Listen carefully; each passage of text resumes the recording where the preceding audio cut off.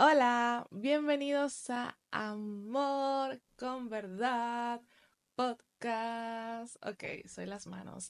Bienvenidos a Amor con Verdad Podcast, un espacio donde no escondemos la verdad, no ponemos la verdad debajo de la mesa, sino más bien la ponemos en el lugar más alto posible para que todos la puedan conocer y así experimentar la verdadera libertad. Mi nombre es Sara y tengo la alegría de ser la host de este podcast, así que siéntate como en casa. Espero que este episodio pueda llegar a tu corazón como llegó al mío, porque de verdad, uy, señores, uy. Bueno, vamos a iniciar. Recuerden que estamos en nuestro especial de Semana Santa, donde estamos subiendo episodios todos los días, de lunes a domingo. Hoy es el episodio del día miércoles, si no me equivoco. Y pues, bienvenidos. En el día de hoy vamos a conocer a un Jesús un poco diferente. Un Jesús del cual muchas personas no les gusta hablar. Siéndole sincera, del evento que vamos a hablar en el día de hoy, es una historia, es una parte de la vida de Jesús que yo creo que yo he escuchado tal vez una vez o dos veces en toda mi vida como cristiana, que son muchos años, porque, ajá, es cuando.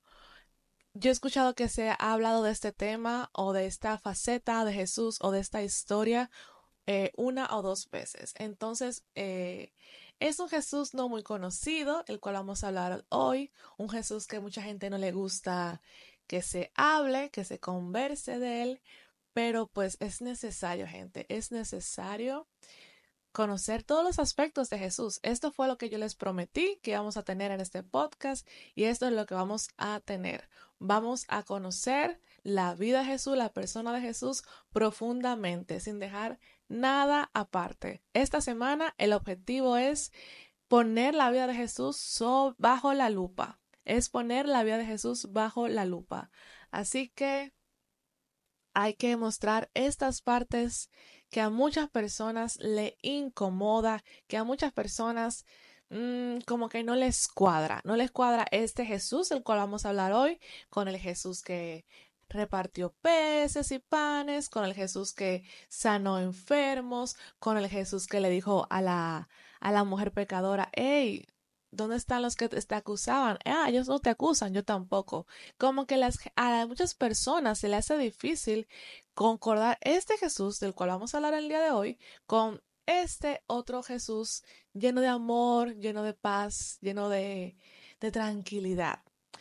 Pero bueno, antes de iniciar con la historia, vamos a orar, ¿les parece? Vamos a darle la bienvenida al Espíritu Santo a este podcast para que, uy, Él me ayude porque el tema del día de hoy, en serio que hay mucho temor en mi corazón de hablar de estos temas. Entonces, ayúdenme orando, ¿sí? ¿Les parece?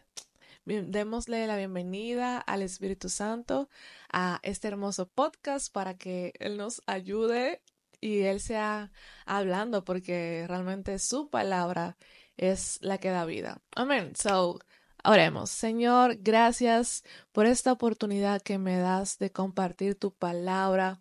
Gracias por estar aquí, Señor, por habitar en mí y en cada una de las personas que están aquí conectadas. Jehová, te pedimos, te anhelamos, queremos que tu reino venga a la tierra, Dios mío. Señor, que este podcast sea tu instrumento para que tu reino pueda alcanzar, Señor, a todas las naciones de la tierra. Que tu reino y que tu nombre, Señor, sea engrandecido. Ayúdanos a escuchar tu voz atentamente, Dios, y que nuestros corazones puedan volver hacia ti. Tú que eres el Rey de todo el universo. En el nombre de Jesús y el pueblo de Dios dice, tin, tin, amén. Ok, bueno, en el día de hoy vamos a ver de forma bien, bien, bien profunda un evento, el verdadero evento canónico, que fue la purificación del templo. Así que vamos a iniciar rapidito y vamos a leer en Marcos capítulo 11, verso 15. Vamos a ver este evento. Ya Jesús llegó a Jerusalén, hizo su entrada triunfal, de la cual hablamos ayer, y ahora está en el templo y hace algo, que dejó a todo el mundo boca abierta. Algo que impactó. O sea, si la entrada triunfal fue impactante, esto que hizo ahora, de verdad que, wow. Leamos, dice, llegaron a Jerusalén y entrando Jesús en el templo, comenzó a echar fuera a los que vendían y compraban en el templo. Volcó las mesas de los que cambiaban el dinero y los asientos de los que vendían las palomas, y no permitía que nadie transportara objeto alguno a través del templo, y les enseñaba diciendo, no está escrito, mi casa será llamada casa de oración para todas las naciones, pero ustedes la han hecho cueva de ladrones. Los principales sacerdotes y los escribas oyeron esto y buscaban cómo destruir a Jesús, pero le tenían miedo, pues toda la multitud estaba admirada de su enseñanza. Gente, gente, ¿qué está pasando aquí? ¿Qué está pasando aquí en mi propia casa, Carlos Lorenzo? Tú me estás engañando. Señores, esta fue... Ok, eso fue literalmente Jesús entrando al templo. Jesús entra al templo. Específicamente, Jesús está en el atrio de los gentiles. Ok, les pongo contexto. Ustedes saben que eso es parte esencial de este podcast. Contexto. El templo, este es el tercer templo que se construye, ¿verdad? Los otros dos fueron destruidos y esta es la tercera vez que se construye el templo. Excelente. Esta tercera vez el templo fue construido por un gentil que fue Herodes. Entonces, Herodes, en un espacio que realmente está fuera del templo, que está fuera de lo que el Señor determinó que fuera el espacio del templo, en ese espacio, él decidió que iba a ser el patio de los gentiles, porque como era un espacio que, como les dije, estaba realmente fuera del templo, no aparece en digamos, en los planos originales que Dios le dio a Salomón, no está ese espacio, sino que es un espacio, es un suelo común. Pero, y como es un suelo común, pues los gentiles pueden pisarlo. Así que él denominó ese espacio y en su templo, él hizo que ese espacio se considerara parte del templo y ese espacio es el patio de los gentiles. Ahí era el único lugar donde los gentiles podían entrar. Y no solamente los gentiles, sino también las personas que tenían algún tipo de discapacidad, cojos, ciegos, etcétera. Este era el espacio donde podían entrar, porque este espacio, al no ser parte de los planes originales del templo, no se consideraba un piso santo, sino que era un piso común en el cual cualquier persona podría estar, excepto las mujeres cuando estaban en su periodo. Ok, entonces, este es el único espacio del templo que básicamente, como les dije, está afuera, o sea, está después de ese está, no es que está de que cerca, no está afuera del templo. Y en este único espacio era donde los gentiles, o sea, las personas que no eran judías, podían estar, podían ahí orar al Señor. Pero ¿qué estaba sucediendo? Bueno, que en ese hermoso espacio que se designó, que se destinó para que fuera un lugar de oración, pues se había convertido en un mercado, porque en ese lugar aprovechaban para vender los animales para el sacrificio y para intercambiar las monedas. ¿Por qué se vendían animales en el templo? ¿Por qué había intercambios de moneda? Les explico. Sucede y acontece que en el templo se hacían sacrificios y en temporadas como esta, temporadas de Pascua, que las personas venían de otras partes lejos de Jerusalén, de otras ciudades, incluso de otros países, a Jerusalén para ofrecer sacrificio. Las personas, realmente, la ley decía que ellas debían elegir su sacrificio, su rebaño de sus propios animales.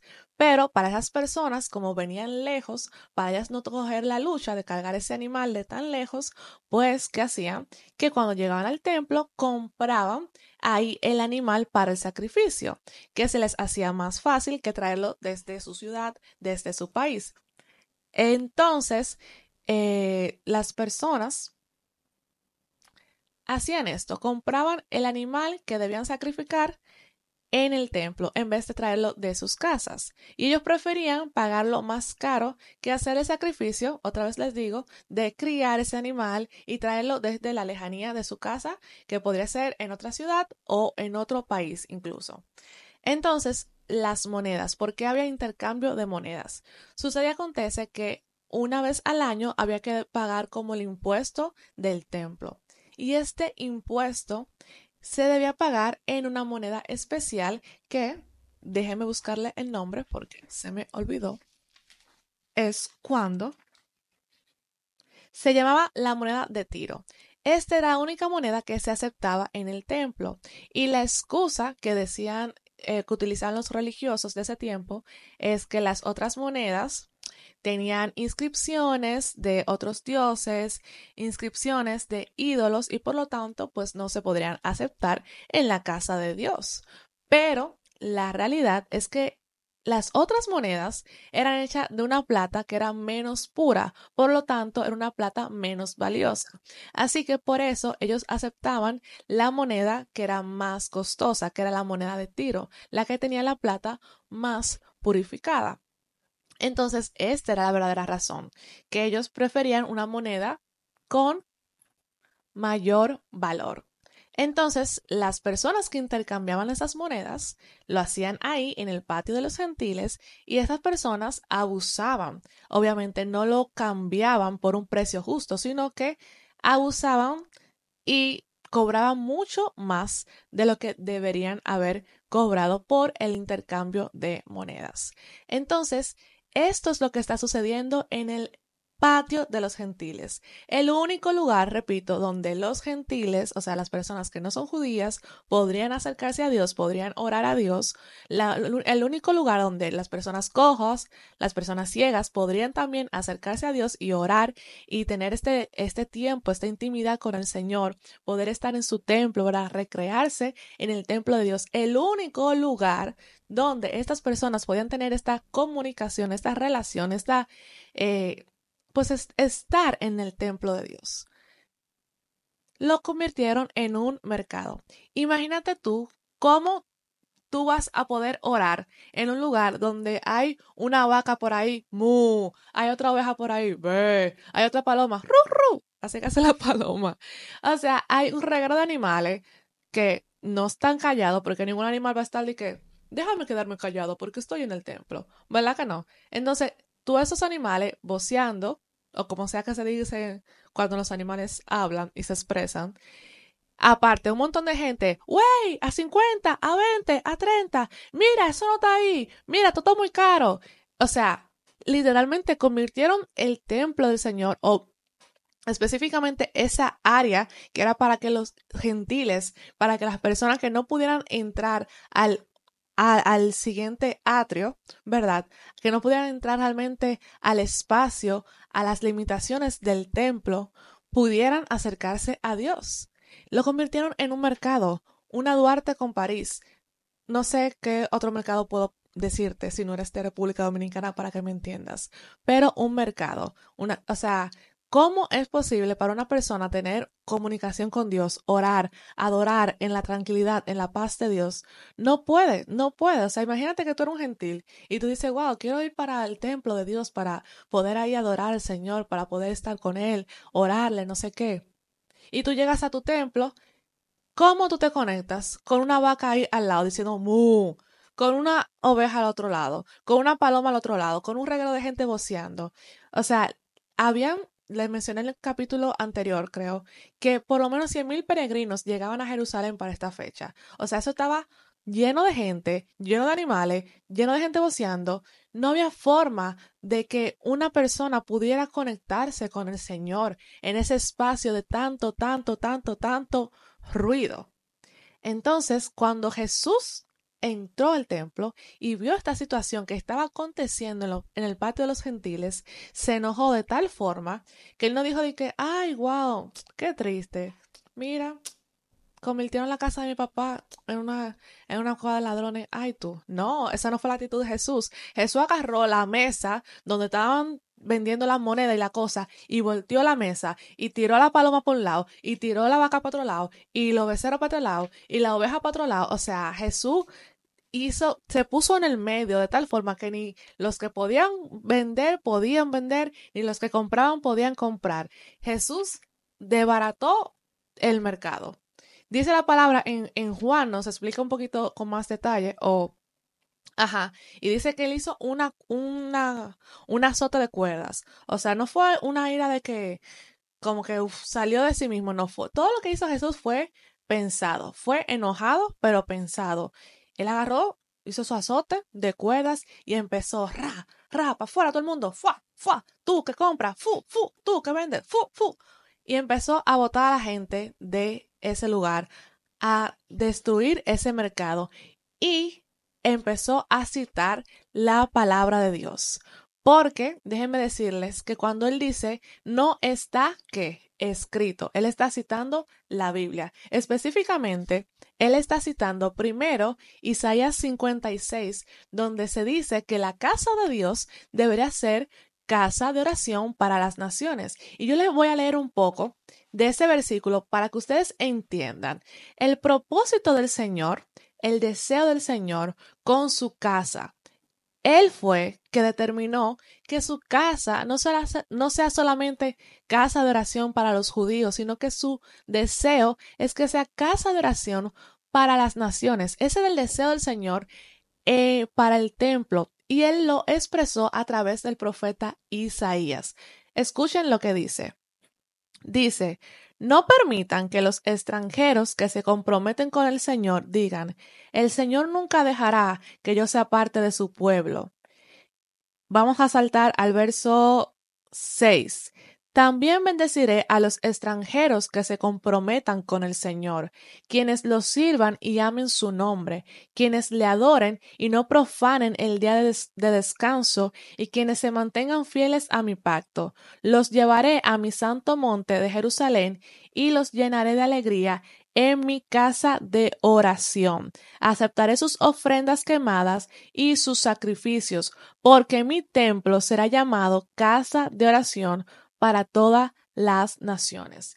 El problema que tuvieron los judíos de ese tiempo, que a pesar de que tenían esta palabra, que tenían el rollo del profeta Isaías, que lo leían, que lo conocían, es que su mente se quedó muy limitada a ellos mismos, a su pueblo, y no vieron que el deseo de Dios era que su templo fuera casa de oración para las naciones. Dios no tenía solamente en mente al pueblo de Israel. Desde el principio, desde que Él habló con Abraham, su diseño, su deseo era salvar a todas las naciones. De hecho, ¿qué el Señor le dice a Abraham? Él le dice, en ti serán benditas todas las familias de la tierra. No dijo, en ti serán benditas tu familia, sino todas las familias de la tierra, los que desciendan de ti y los que no desciendan de ti, porque ese es el deseo del Señor, salvar el mundo. Pero ¿qué pasa?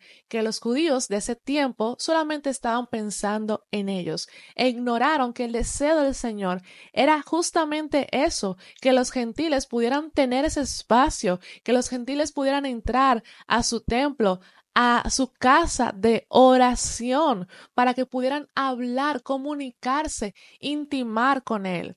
Pero ¿qué pasa? Que los judíos de ese tiempo, del tiempo de Jesús, ignoraron este deseo de Dios y convirtieron ese atrio, ese patio que se había designado, que Dios había permitido que se designara para que los gentiles estuvieran ahí y oraran y se comunicaran con Dios. Ellos convirtieron ese lugar en casa, o mejor dicho, en cueva de ladrones. Y esa es la razón del enojo de Jesús. Y sobre esto vamos a darle un poquito a la cabeza, porque cuando Jesús dice cueva de ladrones, Él está obviamente refiriéndose a un verso en Jeremías. Y es importante entender que una cueva de ladrones no es el espacio donde un ladrón roba. Más bien es el espacio donde los ladrones, después de robar, se esconden. Es el espacio donde ellos se sienten seguros, a pesar de haber hecho lo malo, a pesar de haber cometido un crimen y robar. En la cueva los ladrones se sienten seguros y se regocijan de sus malas acciones. Entonces es muy interesante porque a veces escuchamos que Jesús dice cueva de ladrones y pensamos que Él se está refiriendo, están haciendo de mi casa, de la casa de mi padre, un lugar donde robar. Pero no es solamente un lugar donde roban, es un lugar donde el que roba se siente seguro y se regocija en sus malas acciones. Entonces, para entender un poquito bien esto que Jesús, que Dios quiere expresar, que Dios quiere corregir a su casa, a su pueblo, a su iglesia en este tiempo, vamos a leer las palabras del profeta Jeremías que Jesús está citando aquí. Jeremías 7, ok. Y voy a leer esto detenidamente y quiero que escuches, pero que escuches, ¿sabes? O sea, que escuches, pero que escuches. Dice, el Señor le dio otro mensaje.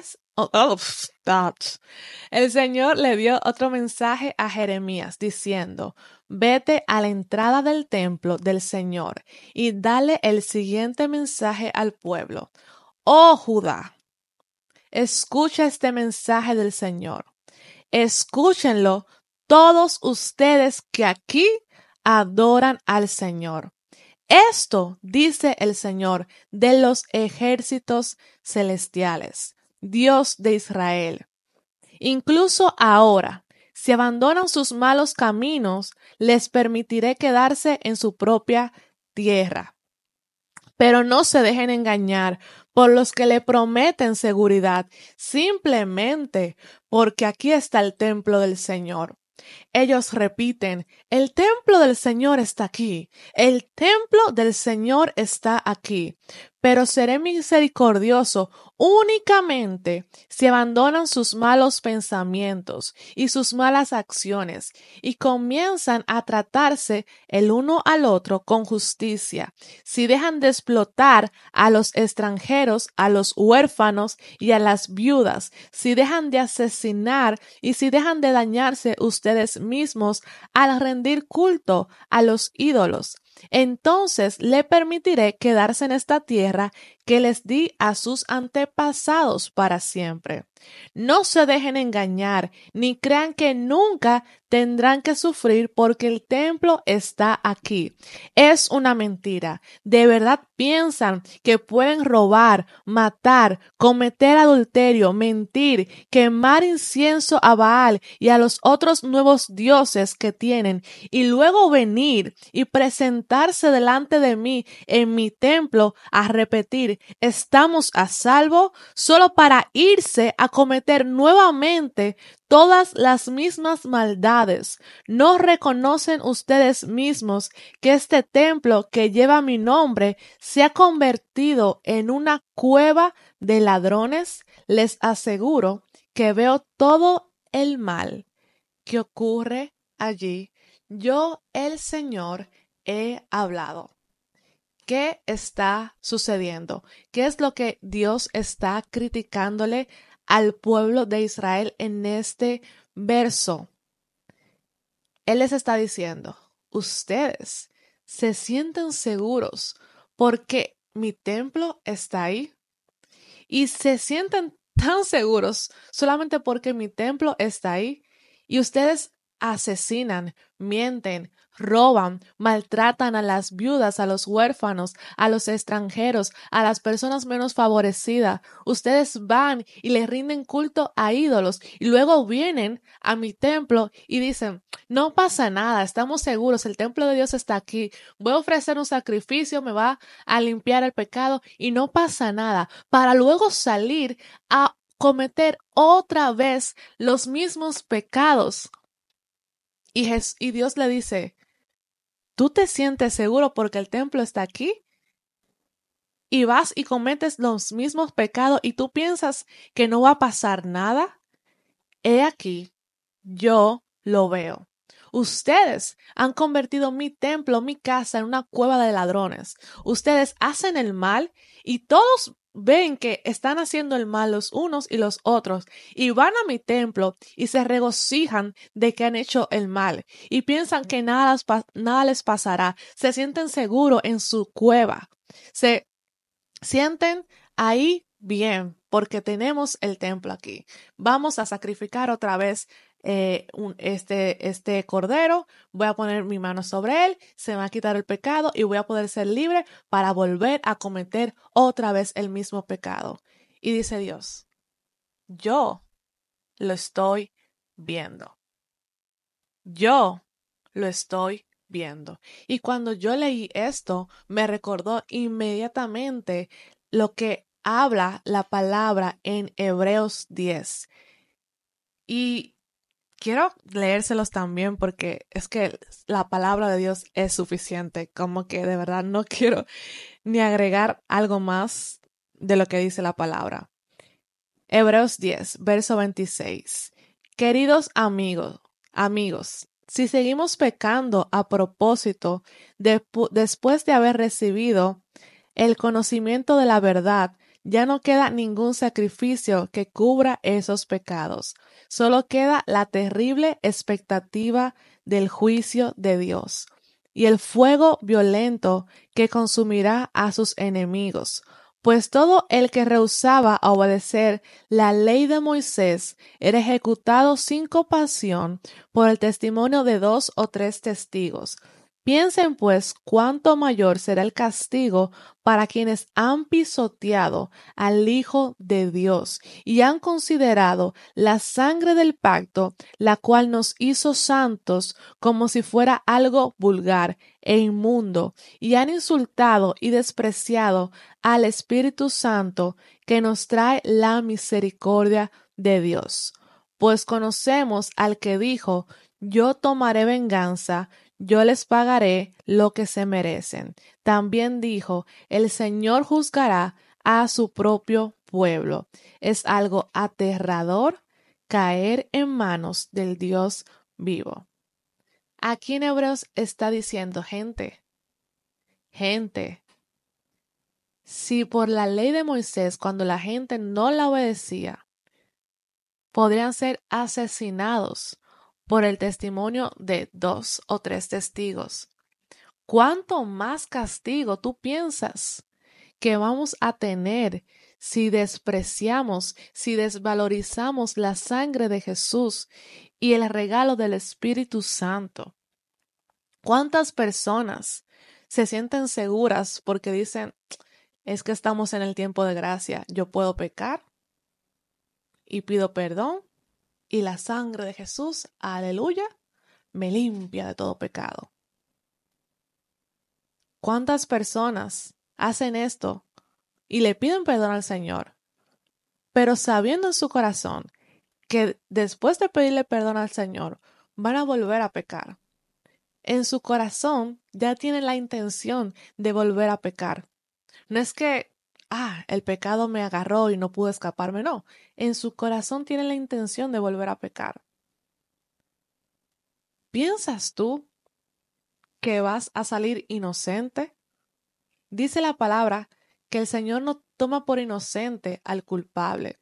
Si las personas podrían recibir tan grande castigo por desobedecer la ley de Moisés, ¿cuánto más castigo nosotros vamos a recibir ahora en este tiempo de gracia si tomamos la sangre de Cristo que costó tanto, como si fuera nada, como si fuera un disparate, como si no vale nada, como si no le valió tanto dolor a Jesús, tanto dolor al Padre entregar su único hijo por nosotros?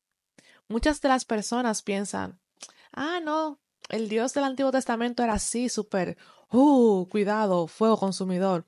Pero ahora estamos en el tiempo de gracia, ahora no pasa nada, Jesús es súper fresh, Jesús es very nice. Y déjame decirle que el Dios del Antiguo Testamento, el Dios que vemos que, hace cosas bien poderosas, que no le gusta que tomen su nombre de relajo, ese mismo Dios es el mismo Dios del Nuevo Testamento.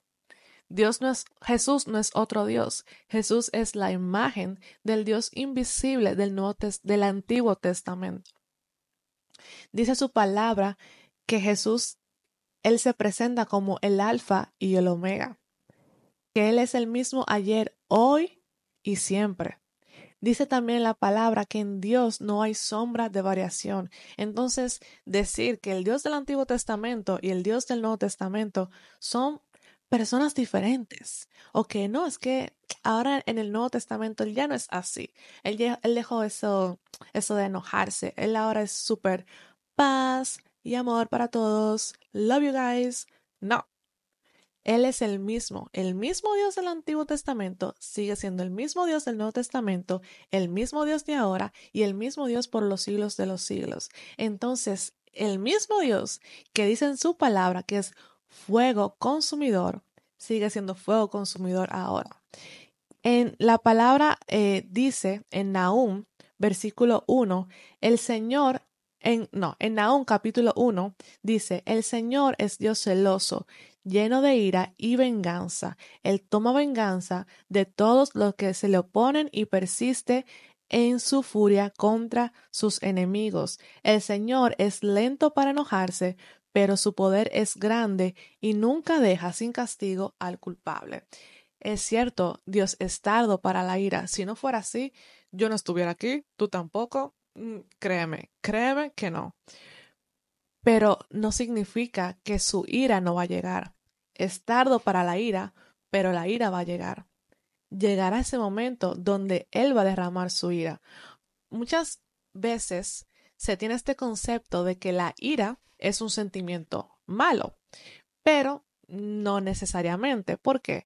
Porque en nuestro caso, como seres humanos, al ser imperfectos, al estar lleno de pecado, nuestra ira manifiesta esas cosas negativas, manifiesta celo, manifiesta odio, manifiesta envidia. Pero la ira de Dios, al ser santo, su ira manifiesta que justicia, justicia, no odio, no resentimiento, no egoísmo, no envidia.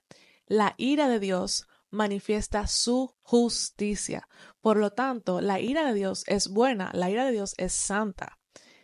Y por lo tanto, cuando el Señor se aira, Él no peca, porque su ira viene de santidad y trae justicia.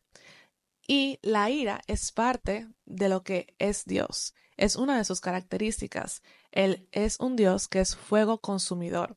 Yo no puedo quitarle esta parte a Dios y decir solamente, ay, Dios es amor, Dios tarará. No, sí, Dios es amor, pero Dios es fuego consumidor. Dios es misericordia, pero Dios es justicia. Vimos en el episodio de ayer de que Dios es todopoderoso, pero que es humilde. Así es Dios. Dios es muy maravilloso. Él tiene esta belleza, esta dualidad de ser tan alto, pero tan humilde, tan misericordioso, pero también justo. Él no va a tomar por inocente al culpable. Si yo desvalorizo la sangre de Jesús y voy y peco y luego digo no pasa nada porque le pido perdón a Dios y me perdona y todo nice, para luego volver a pecar sabiendo créeme que Dios no me tomará por inocente, porque soy culpable no solamente de ese pecado, soy culpable de tomar la sangre de Jesús como si fuera nada, de menospreciar el gran sacrificio de Jesús. Así que la ira de Dios es parte de quien es Él. Vimos otra vez ayer que Jesús en su entrada triunfal viene como un príncipe de paz. Él llegó en su burrito sabanero, que obviamente no fue su baja. Anyways, él llegó en su burro, tranquilo, paz, príncipe de paz. Pero cuando él regrese, él no vendrá en un burro, él vendrá sobre su caballo blanco. Y como vimos ayer, burro es entrada de paz, entrada de hola amigos, tranquilos, aquí estoy. Pero cuando viene en caballo, viene a conquistar, viene es a darle con todo. Y dice la palabra en Apocalipsis cuando se habla de este Jesús glorioso que viene a reinar, que se sube en su caballo blanco, el que es fiel y verdadero, dice, de su boca salió una espada afilada para derribar a las naciones. Jesús no viene a jugar. Dice, Él las gobernará con vara de hierro y desatará el furor de la ira de Dios, el Todopoderoso, como el jugo que corre del lagar. En su primera venida, Jesús tomó la copa de la ira de Dios, la copa que nos pertenecía a nosotros. Él la bebió. Pero en esta segunda venida, Él ya pagó el precio. Ahora Él va a derramar esa copa de ira sobre los que menosprecian su sacrificio, los que lo toman a Él como si fuera un bendito relajo. Este es Dios, el que no tiene por inocente al culpable. Y dura cosa, gente, dura cosa es caer en manos del Dios vivo. Cuando esto acontece en el libro de Juan, esta misma historia, ¿verdad? En Juan 2, dice que cuando los discípulos vieron a Jesús haciendo este acto, volteando las mesas, enojado, ¿verdad? Ellos dijeron, wow. Y se recordaron de la palabra que dice en Salmos. En Salmos, deja buscárselo. Señores, que esta memoria no es. En Salmos 100, no.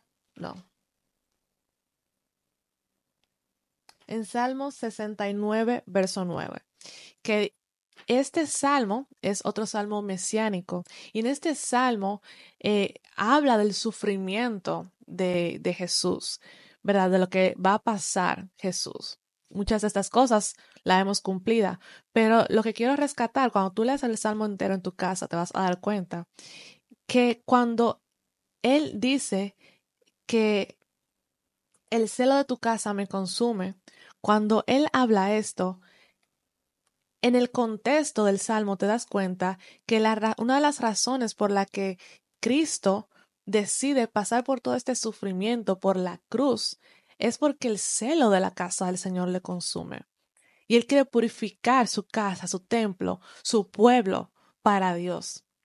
Dice en otra versión que me gustó mucho, dice, los insultos de aquellos que insultan a Dios han caído sobre mí. O por eso me siento ofendido cuando te ofenden. A Jesús le duele cuando el nombre de Dios es menospreciado.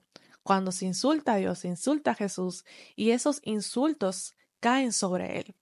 Y él vino, una de las razones por la que él vino es para traer purificación a su casa, a su pueblo, a las naciones, porque esos insultos que le hacen a Dios cayeron sobre él. Y él tomó esta decisión de pasar por este sacrificio en la cruz para purificar a su iglesia, a su pueblo, a las naciones. En Apocalipsis, verso en capítulo 2, habla de que Jesús, ¿verdad? Se mueve entre sus iglesias se mueve en medio de los 7 candelabros de oro, que son las 7 iglesias. Entonces Jesús se mueve, Jesús está moviendo, Jesús está caminando alrededor de su iglesia. Y la pregunta es, cuando Jesús está caminando alrededor de estas iglesias, de nuestras iglesias, ¿qué está encontrando? ¿Está encontrando una casa de oración o está encontrando una cueva de ladrones? Dice en este mismo capítulo de Apocalipsis, cuando el Señor Jesús le está hablando a sus iglesias, a las 7 iglesias de Apocalipsis, a la mayoría, a 5, le dice, tengo contra ti, tengo contra ti. Y la pregunta es, ¿qué tiene Jesús en contra de nosotros, en contra de su iglesia actual en este tiempo? ¿Qué tiene Jesús en nuestra contra?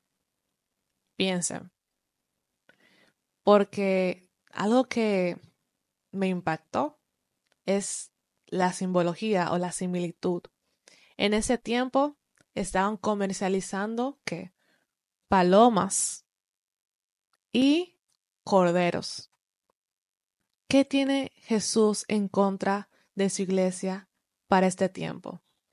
Que ya no se comercializa palomas para el templo, para el sacrificio. Ahora comercializamos ¿a qué? Comercializamos el Espíritu Santo. ¿Cómo se representa el Espíritu Santo en el bautismo de Jesús? ¿Cómo descendió el Espíritu Santo? ¿En forma de qué? En forma de paloma. Ya no comercializamos palomas, pero estamos comercializando el Espíritu Santo. Ya no tomamos en vano la sangre de los corderos. Ahora tomamos en vano la sangre de Jesús. La sangre de Jesús. El cordero inmolado. El cordero que se entregó por amor a la humanidad. Tomamos ese amor y lo pisoteamos, y lo menospreciamos, y lo desvalorizamos. Sara, ¿por qué estás diciendo esto? ¿Cómo que tomamos la sangre en vano? ¿Cómo que tomamos y estamos comercializando el Espíritu Santo? ¿A qué te refieres? Como les mencioné, estas personas, la ley decía que ellos tenían que traer sus animales, sus sacrificios desde su casa, de su propio ganado. Ellos tenían que sacar el animal para el sacrificio, debían criarlo, cuidarlo, sacar de lo mejor de sus rebaños y llevárselo al Señor y sacrificárselo al Señor. Pero ellos vieron, no, esto es demasiado trabajo, tener que criar el animal, estar pendiente de él todo este tiempo y luego tener que llevar este animal desde mi casa hasta el templo. Ay, no, eso es mucho trabajo. Mejor yo voy al templo y lo compro. ¿Les suena? ¿Les suena? Porque a mí me suena. Me suena a lo que hacemos actualmente. Nosotros, como cristianos, tenemos el deber desde nuestra casa llevar nuestra paloma. Desde nuestra casa haber cuidado nuestra paloma, cuidar al Espíritu Santo. Pero eso es mucho trabajo. Es mucho trabajo despertarse a orar, es mucho trabajo ayunar, es mucho trabajo leer la Biblia. Así que mejor yo voy al templo, yo voy a la iglesia y ahí yo compro unción del profeta tal. Compro la unción del evangelista tal. Compro la unción del adorador tal. Y despreciamos el regalo del Espíritu Santo que el Señor nos ha dado a través de su sacrificio. Porque déjenme decirles que para que venga el Espíritu Santo tuvo que haber un sacrificio antes. El Espíritu Santo solamente llegó después de que Cristo fue crucificado, resucitado y ascendió al cielo. Y nosotros menospreciamos este regalo que el Señor nos ha dado para que todos los que creen en Él lo tengan. porque es mucho trabajo cuidarlo. Es mucho trabajo yo santificarme, yo purificarme. No, no, no, no, no. Mejor que lo haga tal evangelista, que él se purifique, que él deje el pecado, que él se santifique para el Señor, que él tenga sus tiempos de oración, sus 4 horas de oración. Entonces yo voy y que él me ore y que me resuelva. Menospreciando, menospreciando el regalo del Espíritu Santo. No, el Señor no tendrá por inocente al culpable, menospreciando la sangre de Jesús. Como les mencioné, yo voy a pecar, pero no pasa nada porque yo voy a orar y Dios me perdona y puedo volver a pecar y vuelvo y oro y me perdona y todo chill, todo tranqui, menospreciando la sangre preciosa de Cristo Jesús. Y pensamos y creemos que vamos a estar a salvo. Así como el Señor le dijo a su iglesia, a su pueblo en Jeremías, he aquí yo los veo. El Señor nos dice a nosotros, he aquí yo los veo.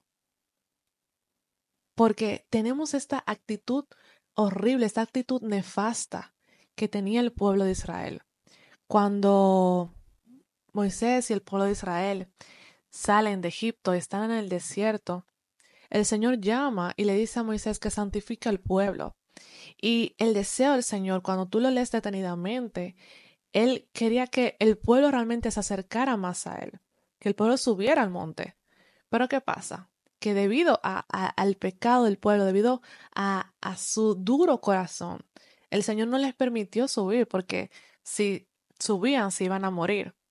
¿Y cuál fue la actitud del pueblo? En el capítulo 20 vemos que dicen los israelitas cuando escuchan estos truenos, cuando ven, verdad, la nube y todo eso, Dios ahí hablando con Moisés, ¿qué hacen ellos? Ellos se asustan y le dicen a Moisés, háblanos tú y te escucharemos, pero que no nos hable Dios directamente porque moriremos.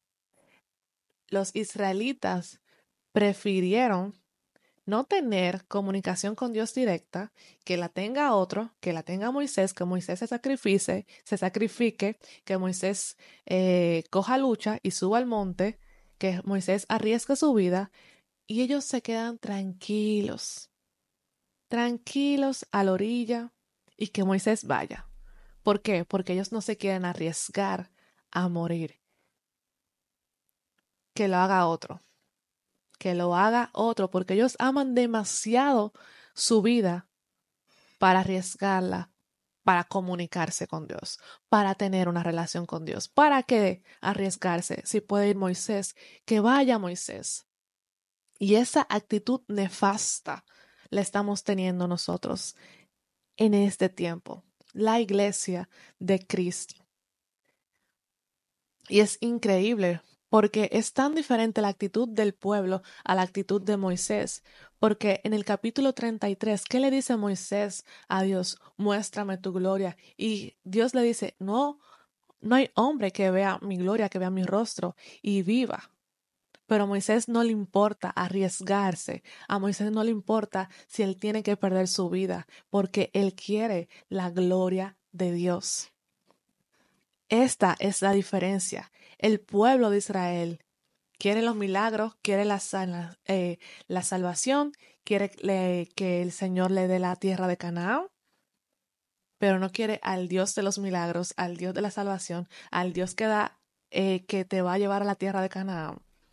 Porque simplemente aman tanto su vida que no están dispuestos a arriesgarla, no están dispuestos a perder su vida por Dios. Que vaya otro. Eso es lo que dice el pueblo de Israel. Que vaya otro y se sacrifique. Yo solamente quiero estar aquí tranquilo y que me lleven a la tierra de Canaán. Mientras que Moisés se arriesga y dice, si tengo que perder mi vida, la pierdo. Porque mi interés, mi amor, mi pasión es la gloria de Dios. Yo no quiero solamente lo que Dios me puede dar, yo quiero al Dios que me da las cosas. Nosotros Debemos cambiar esta actitud porque el Evangelio, lo que Jesús nos predicó, la invitación que nos hizo Jesús fue a morir. En Mateo 10 dice Jesús, el que ama a padre o madre más que a mí no es digno de mí. El que ama a hijo o hija más que a mí no es digno de mí. El que no toma su cruz y sigue en pos de mí no es digno de mí. El que haya su vida la perderá y el que pierde su vida por causa mía la hallará. Y en Juan 12:25 Jesús dice, el que ama su vida la perderá y el que aborrece su vida en este mundo para vida eterna la guardará. Jesús nos llama a tomar la cruz y seguirlo. Nos llama, así como Él murió a lo que Él quería, a sus deseos, murió a todo por obedecer al Señor. Así Él nos hace la misma invitación. Toma tu cruz. Toma tu cruz y muere a tus deseos y muere a tus anhelos y muere a tu yo para seguirme. Si tú no tomas tu cruz, si tú amas más tu vida, si tú amas más a tus padres, si tú amas más a tus hijos, si tú amas cualquier cosa más que a mí, dice Jesús, hey, tú no eres digno de mí. Tú no eres digno de mí. Tú no eres digno de mí. Eso es lo que nos dice Jesús. Son las palabras de Jesús, no son las mías. Son las palabras de Jesús. Si yo amo cualquier cosa, incluso mi propia vida, más que a Jesús, no soy digno de Él. Él nos llama a que perdamos nuestra vida si queremos ganar la vida eterna. Debemos dejar esta comodidad enferma y de estar dependiendo de que otro suba al monte que el Señor me ha llamado a mí a subir. El Señor me ha llamado a mí a subir al monte de la oración, del ayuno, de la lectura de la Biblia, para conocerlo a Él, para ver su gloria. Yo debo dejar esa comodidad en la cual me estoy, ¿verdad?, arropando y obedecer la voz de Dios si quiero ser digno de esa vida eterna que el Señor me está prometiendo. Y tomar mi cruz y seguir a Jesús. Esto es lo que el Señor Jesús nos está pidiendo. Él no le agrada este intercambio que estamos haciendo, que vaya otro, que profetice otro, que pastoree otro, que hable otro, que ore otro. Él no le agrada eso. Él no murió en la cruz para que tengamos este sistema enfermo y parasitario. Él murió en la cruz para que todos tengamos acceso al lugar santísimo. Eso es lo que dice su palabra en Hebreos 10. Él abrió el camino, Él rompió el velo para que todos tengamos acceso al lugar santísimo, no unos cuantos. Dice su palabra en Apocalipsis 1 que Él nos hizo reyes y sacerdotes para que reinemos con Él. A todos. Él no hizo un grupito solamente reyes, a un grupito solamente sacerdotes, a todos nos hizo reyes y sacerdotes. A todos nos abrió el camino para que entremos al lugar santísimo. Entonces, ¿por qué despreciamos el sacrificio de Jesús y nos quedamos en los atrios cuando el Señor nos ha llamado a que pasemos al lugar santísimo de intimidad con Él, de ver su rostro cara a cara, de estar en su presencia?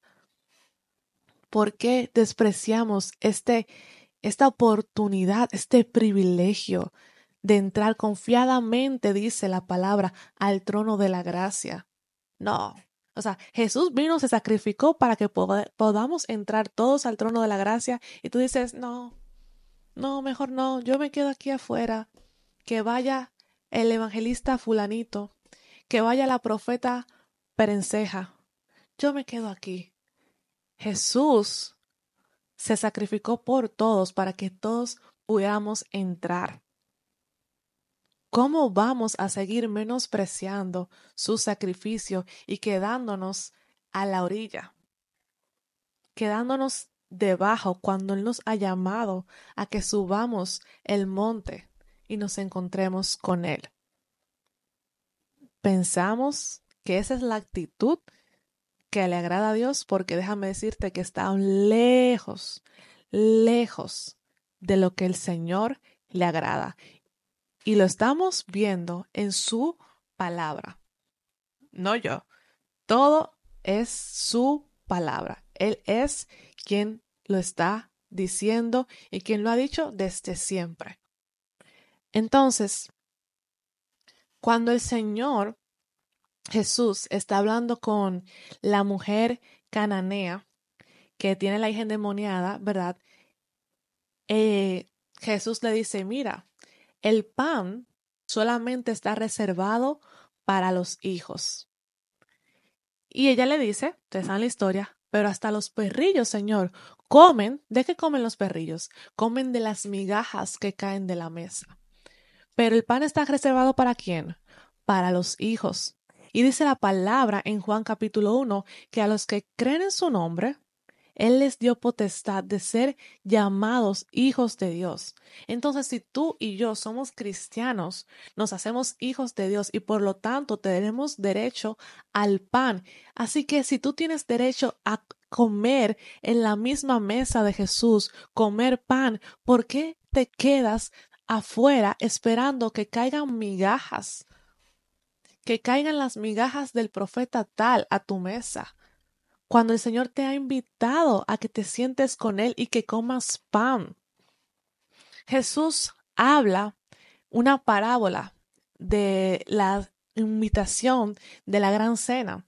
Dice que Él prepara, ¿verdad? Dice, el reino de Dios se parece a cuando una persona preparó una gran cena. Y él invitó a varias personas y cuando la cena estaba lista, le dijo a esas personas que había invitado y que esas personas dijeron, ay, sí, súper chido, vamos. Y cuando fue y le mandó con el sirviente, vamos a decir, le dijo, hey, dile a los invitados que ya pueden venir, que la mesa está lista. ¡Ay! Y los invitados empezaron a presentar excusas. Ay, no, que tengo la graduación de mi hijo. Ay, no, que tengo trabajo. Ay, no, que tengo una boda, mi boda. Y empezaron a presentar excusas y dijeron, no, no podemos ir por esta excusa, por aquella excusa. ¿Qué dijo el señor de la casa? Ok, pues estos que presentaron excusas no van a tener más el derecho de sentarse a mi mesa. Yo los invité, pero como ellos presentaron excusa, ahora no se van a sentar a mi mesa. Ve y sal y busca a los cojos, a los ciegos, busca a donde sea, pero estos que yo invité y que presentaron excusas, perdieron totalmente el derecho de sentarse a mi mesa. Dice la palabra en Apocalipsis que he aquí, dice Jesús, yo estoy a la puerta y llamo, si alguno abre, yo entraré con él y cenaré con él. Eso es lo que el Señor quiere hacer con su iglesia. No estamos hablando ahora de los perdidos. El Señor está hablando a su iglesia y le está diciendo, hey, yo estoy a la puerta. Toc, toc, ábreme, porque quiero cenar contigo.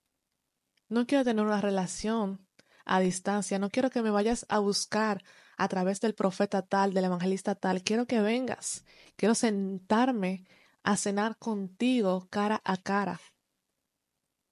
Entonces, ¿cuál es la excusa que tú le estás presentando hoy a Jesús?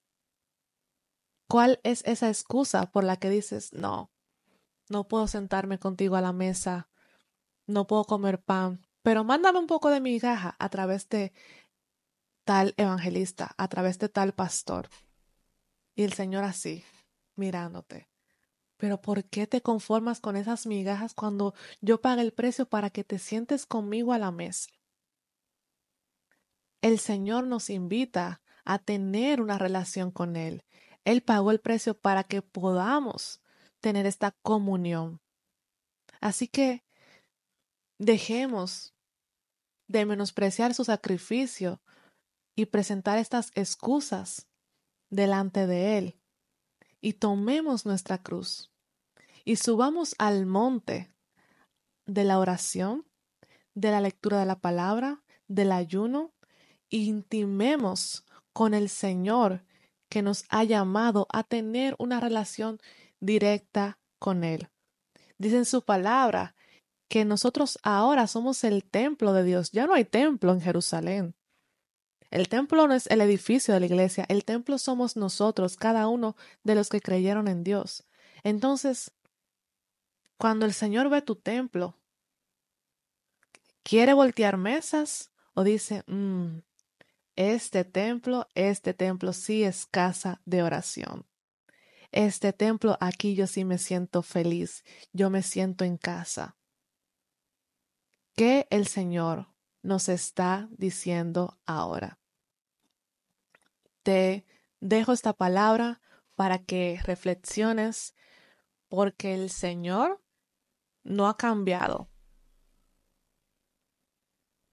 y Él es muy claro, muy claro. No tengo nada más que agregar. Dios lo ha dicho todo. Vamos a orar y si tú no conoces a Dios, créeme que puedes estar desperdiciando tu vida completa y no te has dado cuenta. Así que si hoy quieres iniciar una relación con Jesús y quieres sentarte a su mesa, te invito a que repitas esta oración y que llenes el formulario que está en la descripción de este video. Señor Jesús, reconozco que soy pecador, reconozco que soy pecadora, me arrepiento de mis pecados, te acepto como mi único y suficiente Salvador. Inscribe mi nombre en el libro de la vida y que nunca más sea borrado. Desde hoy te entrego mi corazón, mi mente, mi cuerpo y todo lo que soy. En el nombre de Jesús. Amén. Chicos, hasta aquí el episodio de hoy. Recuerden que estamos en especial de Semana Santa y mañana también tenemos...